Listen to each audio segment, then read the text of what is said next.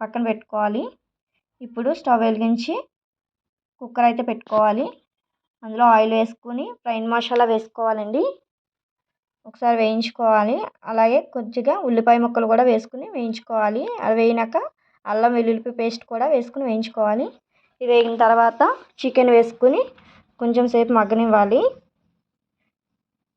చూస్తున్నారు, ఈ విధంగా మగ్గినాక కొంచెం పసుపు, అలాగే కారం 1 టేబుల్ స్పూన్ కారం వేసుకుని, అలాగే జీరా పౌడర్ 1/2 స్పూన్, ధనియా పౌడర్ 1/2 స్పూన్, అలాగే గరం మసాలా 1/2 స్పూన్ వేసుకోవాలి.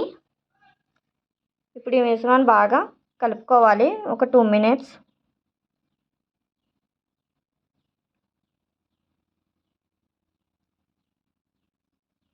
ఇందులో కొద్దిగా వాటర్ వేసుకుని బాగా ఉడికించుకోవాలి. 10 to 15 మినిట్స్ విజిల్ పెట్టుకోవాలి.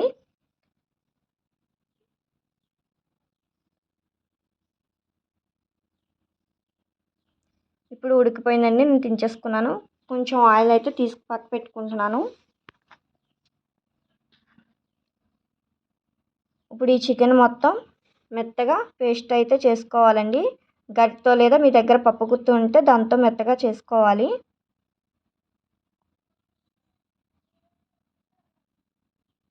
చూస్తున్నారుగా, ఈ విధంగా మెత్తగా మెదిపేసుకోవాలి.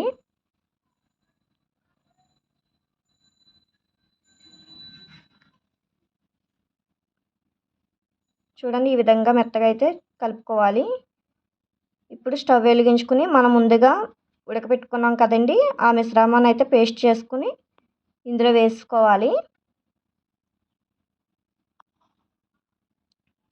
ఈ విధంగా మొత్తం వేసేసుకుని ఒకసారి బాగా కలుపుకోవాలి.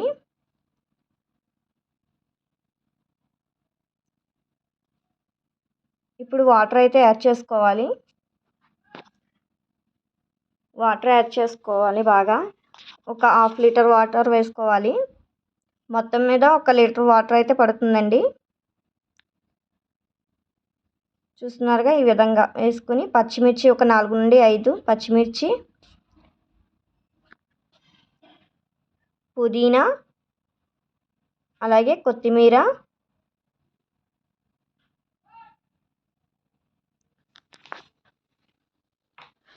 అలాగే టేస్ట్కి సరిపడా సాల్ట్ వేసుకుని బాగా అయితే కలుపుకోవాలి. ఒకసారి టేస్ట్ చూసుకొని ఆ విధంగా వేసుకోండి. ఒక 30 to 40 మినిట్స్ అయితే ఉడకాలండి. అలాగే మనం ముందుగా వేయించి పెట్టుకున్నాం కదండి ఫ్రైడ్ ఆనియన్స్, అవి కూడా వేసుకోవాలి. కొద్దిగా వేసుకుని ఉడికించుకోవాలి.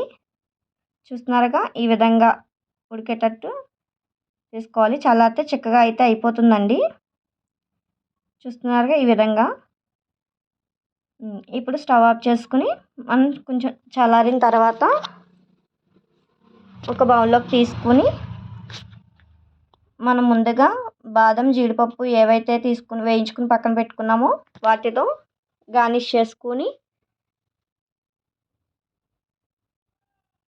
అలాగే ఆయిల్ కూడా తీసి పక్కన పెట్టుకున్నాం కదండి, ఆయిల్ కూడా పైన అట్లా వేసుకుంటే మంచి కలర్ఫుల్గా అయితే కనిపిస్తుందండి. చికెన్ హలీం అయితే చాలా ఈజీగా సింపుల్గా రెడీ అయిపోయిందండి. ఒకసారి మీరు కూడా ట్రై చేయండి.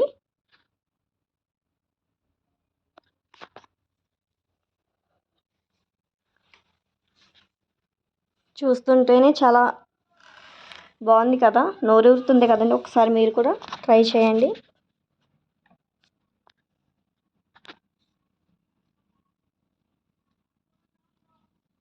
చూసారుగా, చాలా ఈజీగా ఇంట్లోనే చికెన్ హలీం రెడీ అయిపోయింది. ఒకసారి మీరు కూడా ట్రై చేయండి.